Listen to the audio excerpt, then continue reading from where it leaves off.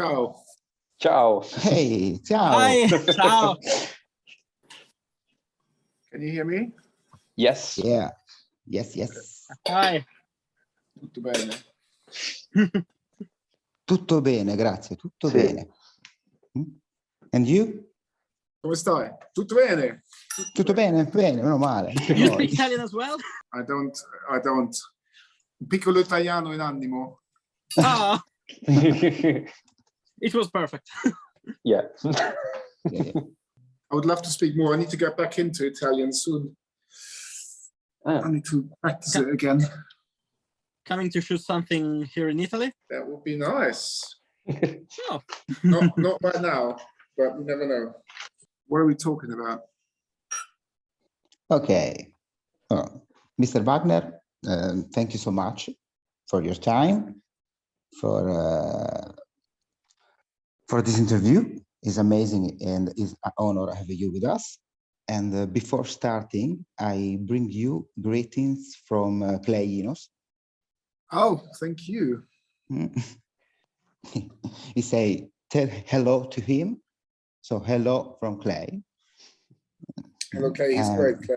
Actually, I should email him. My name is Davide, and well, I am Italian. I'm a screenwriter. And Francesco. Yeah, I'm Francesco, and I'm studying editing. Thank you so much for your time, anyway. Okay. and I'm Max, Massimiliano, and I study cinema in general. So thank you. Thank you for giving us a little of your time. That's okay. Thank you for having me. Okay, here we go. My first question, sir, is this. How did your passion for cinema start? Was there a particular movie that inspired your journey? Well, it was very young. I was very young. I don't think there was a particular movie as such. There was loads of movies. I think my first love as a young boy was, Westerns. I love Westerns. Butch Cassidy and the Sundance Kid, The Wild Bunch, which actually probably I didn't see till a little bit later because it's a violent film, but certainly Butch Cassidy and things like that, films like that, inspired me. Well, kind of, just I think initially maybe fall in love with cinema when I was a kid, a young kid, and there was no particular film, but I think I just always loved films, and my father was a painter. So he, I always watched him drawing or painting paintings, and so I always had I think watched someone doing compositions and things like that. So I think it kind of came like a natural thing, and then it was all sorts of movies, really, Yeah, it's amazing to have you because it's your work as a DOP was incredible in so many things. In Zack Snyder's Justice League, for one. I wanted to ask you about what was your reaction when you got hired to do Justice League back in 2016 it was? When they said you got the job with Zack, and I literally fell off the chair. Because I didn't expect that to happen. It was a surprise to have the interview, and I went to see Zack and had a great interview with him, had a great chat with him. And I walked away thinking it was great to meet Zack Snyder, but I never expected to get the job. And then when they called me a couple of weeks after saying that I've got the job, it was totally strange. And I think I must have driven to work every day for the first couple of months thinking I'm sort of dreaming that I'm going to shoot that. So yeah, it was quite surreal. I'd done some bigger stuff, but obviously nothing of that size, and I hadn't worked with Zack before. And so it was cool. Yeah, it was a jump from Sherlock and Game of Thrones to Justice League. It was I can imagine it was something a bit big to face. Yeah, I mean, I don't think it was necessarily the size of it, you know, because you kind of treat every job the same, whether it's big or small. But, you know, Zach is obviously a very established film director, you know, Larry Fong, his usual DP, who I know as well, you know, and I'm a big fan of, and have been a big fan of his work for a long time, you know. You know, is a very established DP with huge credits. And so, you know, it was just the fact of sort of jumping into those shoes, you know. I see. Thank you. Yeah, and talking about size, for you now, there is a big difference between. Lars doesn't. There is a big difference between. Thanks for the thumbnail now. a big budget movie, Hollywood stuff, A-class, with a big budget TV series. There is a difference between them today. For me? Yeah, for you. I mean, you mean that and shooting something that's smaller? Yeah. Sure. Between series and cinema, yeah. You know, there's a huge difference between all jobs, between a huge, massive Hollywood blockbuster and an independent film, yeah. You know, or between and a TV series. But then there's TV shows these days, like we've seen with the likes of Game of Thrones, or yeah, exactly. Other shows which are, you know, the size of a big movie, you know. So yeah. Things are, you know, everything's different. Everything is, but what I meant was like big or small, you know, I approach everything the same way. Yeah. With the same attitude and with the same sort of approach. So that's what I meant.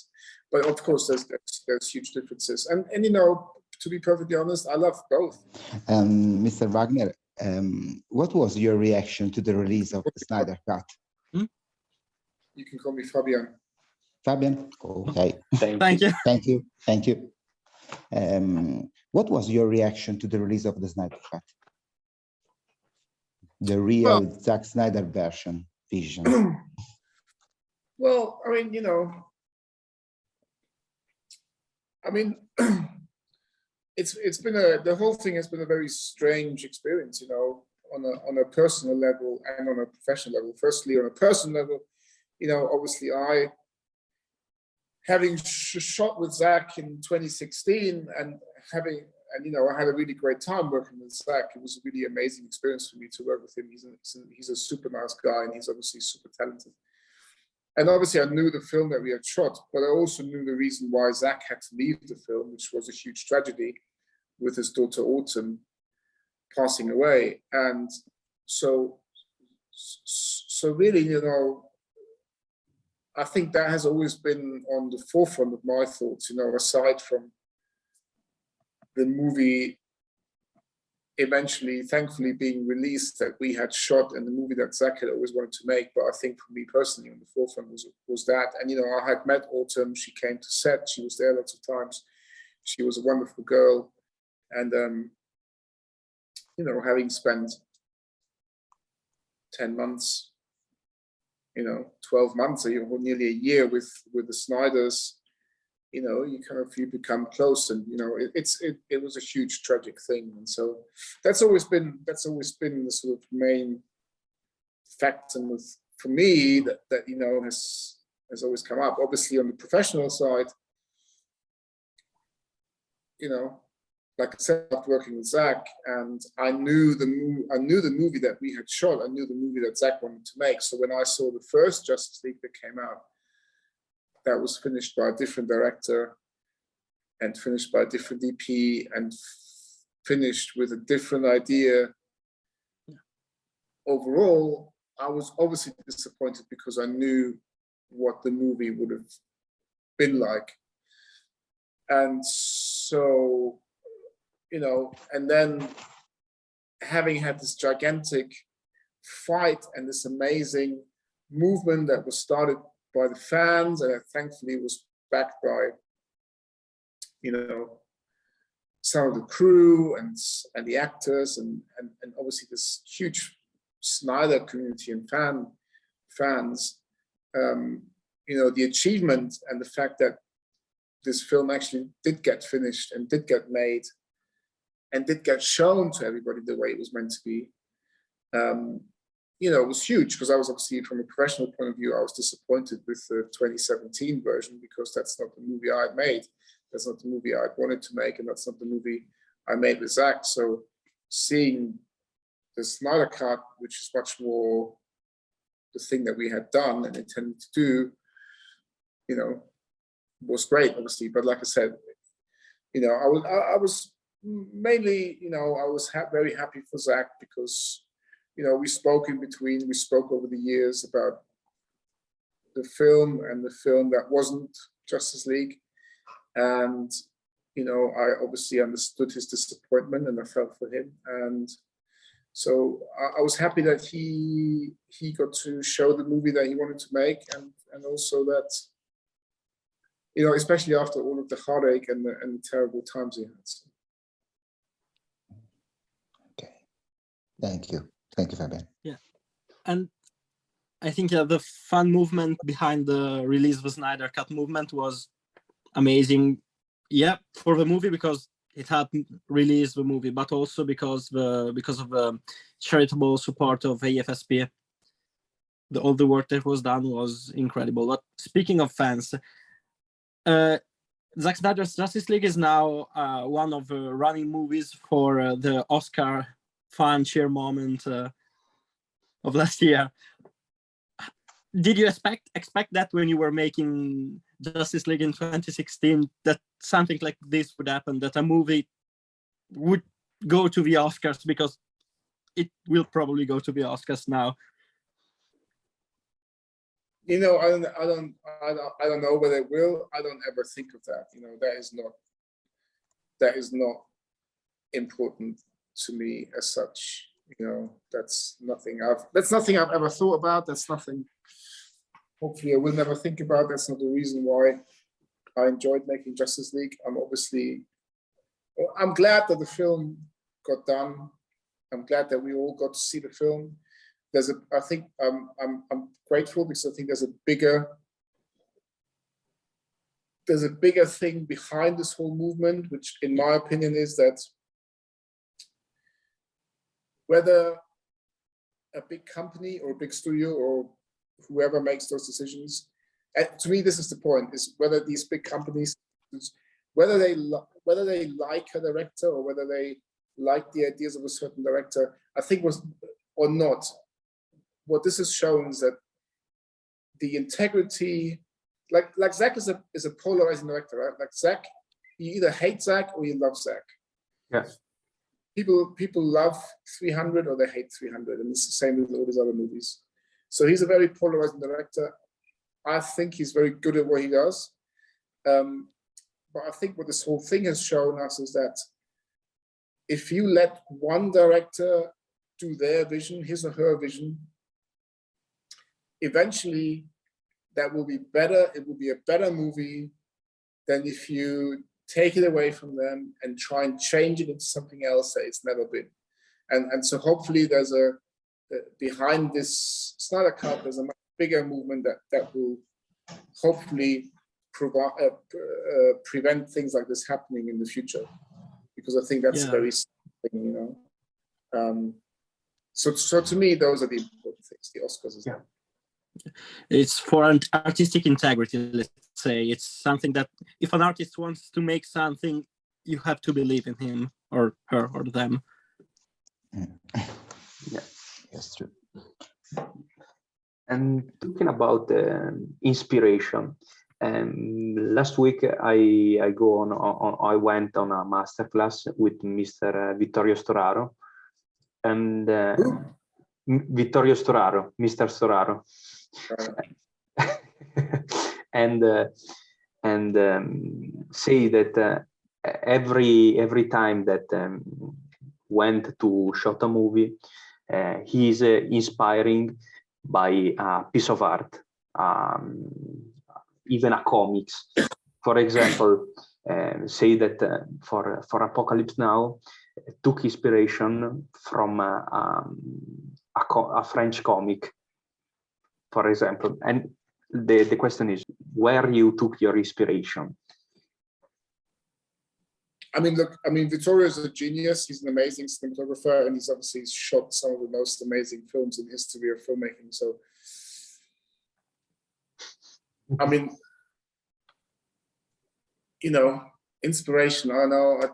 I think it's like, for me, it's like a combination of everything. I just love shooting. I love visuals. I love visual storytelling. Yeah. I get inspired somehow by everyday stuff, whether it's, of course, sometimes there's famous paintings, sometimes there's whatever, it could be comics, it could be pictures. I mean, every time I see something anywhere, whether it's a photograph or whether it's a picture, if I take my own picture somewhere down on the street because I see a moment, you get inspired by all of these things, so. Yeah. Not in a way that Vittorio does, because he is incredible. And Fabian, I want to talk to you about TV series, and you have a work on Sherlock, and I really love Sherlock. Work with Moffat and Gatiss, two great writers with Doctor Strange and Bilbo Baggins. Yes. No, and how was your experience on the set? It was a great experience. That was a career-changing show for me, and I'm very thankful, grateful to have been a part of that. I mean, I met Paul McGuigan on that show, who's the director, who we had established a very close relationship during that show. He has a huge, I think, he had a huge impact on me from a cinematographer's point of view. The things that he taught me during the shoot, because Paul is very clever and he's very visual, and he's very challenging. He really pushes you to the limits, and he did that with me, certainly, and that can be quite scary, but it was great, and I learned a lot from him, and I loved working with him, and still do. And so, and that show, that show kind of was a career changer for me, because, I mean, first of all, shooting that show was fun, because Sherlock it gives you a huge amount of freedom you can do, because it's so out there, the show, and so crazy, and the characters so wild, that visually you can do some really interesting stuff that you wouldn't be able to do on another show like Game of Thrones or wherever, which is much more classical. You wouldn't be able to do those things. Sherlock, you really can push it visually, and that was very enjoyable. And then also, the show gave me a huge boost career-wise. I had my first Emmy nomination, which is obviously great, getting into the States. I went to America like a few months before Sherlock came out, and I met all the agents, because I was trying to get an American agent, and everybody was like, "Hey, yeah, you're super nice and stuff, but come back in a couple of years, come back in 2, 3, 4 years, when you've done some more stuff." And so I went back kind of disappointed, because I went there to get an agent, and I came back to the UK without an agent, and I was kind of disappointed. And then literally 2, 3 months later, Sherlock came out, and I got nominated for an Emmy, and all the agents called me back and go, "Hey, do you remember us? We said 4 years. Actually, we take you now." And so that was a huge, thing with that. So that's always good. And then Sherlock was the reason why I eventually met David and Dan, and I got into Game of Thrones, because they loved Scandal in Belgravia. That was one of their favorite shows, and they loved that. So they called me up and said, "Look, we want you to come and do some Game of Thrones," which was, again, a huge career changer for me. So yeah, I'm very grateful for Sherlock, because it kind of changed my life. And then I landed on Zack Snyder's desk, because Zack is a huge Game of Thrones fan, and he loved my work on Game of Thrones. So we're connected. Speaking of your, journey in the cinematography of these amazing shows and movies, what's your how does it work when you're shooting a big CGI piece, like you're having the actor do that thing, and do you work even afterwards with in post-production? Do you handle also the aspects of the CGI world that you're creating? No, obviously those are created by people who know how that works. I'm not very good with computer stuff. But what I am good with is imagination, and what you have to be good with is communication. So it's all about really having a good relationship and having good communication with the visual effects team. Now, I love shooting visual effects. Because I love that imaginative world that you suddenly live in, and I love collaborating. So I've been always very lucky to have really great special visual effects teams around me, working with me and working together to create that, you know, so that's always been really good fun. And then obviously we create, you know, these kind of worlds while we're shooting them, because what really makes or breaks visual effects is the fact that good visual effects is something that you can't see, right? And the best way of doing that is by knowing what you're doing before you shoot it. And so when we shoot it, I can use all the interactive light, and I can light it in a certain way that when the visual effects people come later to do their work, it blends into the real things that we've shot rather than the other way around. And so, you know, the work starts way before you shoot it.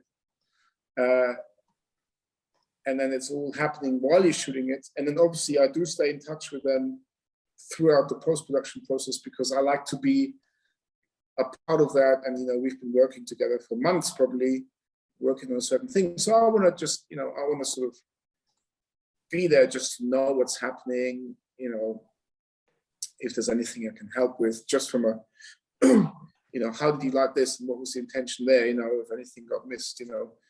But I'm not obviously physically there doing anything. I'm just sort of in the background and sort of just. That's awesome. And talking about the Game of Thrones, how was shot that magnificent and beautiful episode that called Battle of Bastards? How was shot that? I mean, it was cold. Yeah. It was chaotic. It was rainy. It was snowy. It was sunny. It was windy. It was everything. It was a nightmare. I imagine. But putting it together, you know, we shot it over 16 days in Northern Ireland, and you know, obviously Miguel, our director, did a great job of putting it together. And I was shooting it with 3 cameras. You know, we shot some nice, thankfully, some imagery that stuck in people's heads, which is nice. Yeah. But yeah, it was, I wouldn't say it was tough to shoot. I never say it's tough to shoot anything, because the job that I'm doing, the job that we're doing is, I don't call it a job, you know. Can be long hours sometimes, can be cold and all of that, but it's not it's not a hard job. It's a hobby. It's a passion that I have, and I'm lucky enough to make a living with it. I'm lucky enough to work with interesting people and meet interesting people and see different places in the world. So I don't call it a job. I don't call it a hard job. It's not like a tough job that other people have to do and deal with on an everyday basis. So it wasn't tough, but you know, it had its challenges, and but yeah, it turned out to be a good episode, I think, and a much loved episode by the fans, which is always obviously nice, you know. Yeah. It's incredible. One of my favorite for me.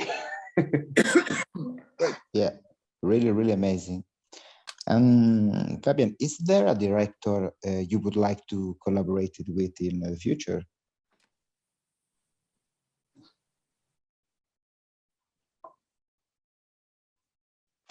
There's loads of interesting directors out there. I'm really bad with names, and right now I can't remember any. But you know, yes, there's yeah. I couldn't actually literally say anyone right now.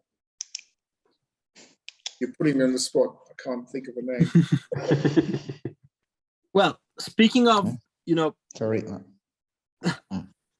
Speaking of other director of photography, what's your which are some of your favorite movies that came out lately? Which are, especially speaking about, you know, the photography aspect, are there any movies that particularly impressed you on that front?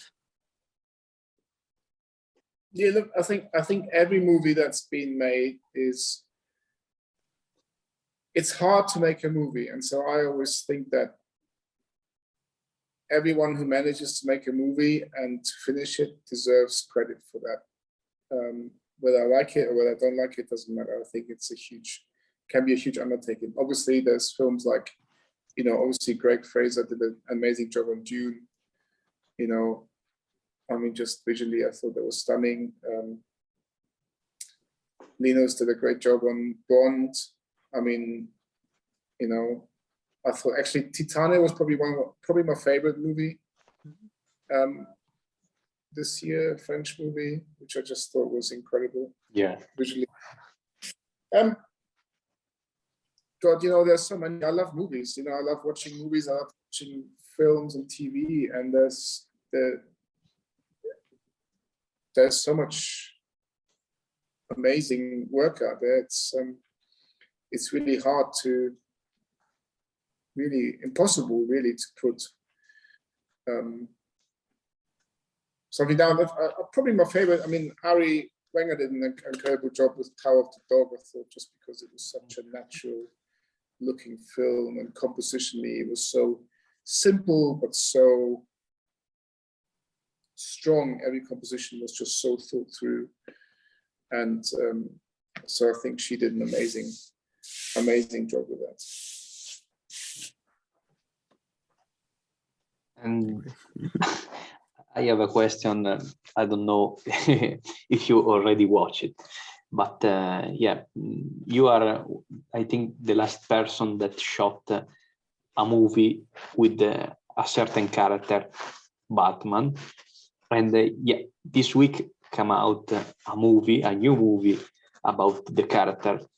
I want to know if you watch it, and what do you think about, if you watch it, the photography of Mr. Fraser. I haven't seen it. I couldn't comment, but I'm sure it's going to be gorgeous, like all of this stuff. Yeah. I have one last question for you, that talking about the relationship between director and director of photography. For you, how is important this to have a real relationship with a director and to have an artistic dialogue between these two figures? Yeah, of course. I mean, it's super important. I think the more dialogue you have creatively, artistically with the director, the better whatever you're doing will be. Because two people never see the same. You know, we all see different things, look at things differently, and so it's one of the wonderful things about this business is that you have to, I think, to do something well, you have to collaborate with people, and that's one of the things that I love the most is the collaboration. And if you have a director who's, you know, like my relationship with most of my directors who I've worked with over the years and who I've worked with a lot, like Paul McGuigan or Miguel Sapochnik or others, you know, we have a creative understanding. We have a shorthand, which is obviously very great, but I think the main thing that makes the collaboration interesting and hopefully creates good work is because we trust each other to tell each other the truth. So without letting that get in the way of doing the best for the project. So, you know, with Miguel, you know, there's many times where we not fight or argue, but we argue in an artistic way about a certain scene. And I'm like, look, I think it should be this way. And he goes, no, I think it should be this way. And together with that, we come to a place that really works. You know, and also we're not shy of telling each other that we think that's wrong. So if I come up with an idea for a shot, Miguel, he can honestly tell me like, look, no, that's not, I don't think that's right. I think we're doing this, and vice versa. And I think that gives you a freedom creatively that's very fruitful, you know? Yeah. So yes, very Max, you have any question? More than a question, I wanted to, thank you for your work on, all these amazing movies and shows that you help make, because it's, your photography is something that is really evocative, is really powerful, it's striking. So thank you for, the images, the Battle of the Bastards, some shots in Zack Snyder's Justice League, Sherlock. So it's so amazing, and I can't wait to see more of your work in the future. So thank you. That's very kind. Thank you. Thank you so much. Thank you. Thank you so Fabian. much for your time, really. Thank you. It was a very an honor. Grazie. Grazie mille. Grazie mille. No problem. Thank you. Thanks for such nice words. I'm going to sleep well tonight. Yeah. Okay. Have a great Thank night. you, Fabian. All right, Fabian. Good night. No, Thank buona you. notte. Night. Ciao, buonanotte. Oh, no.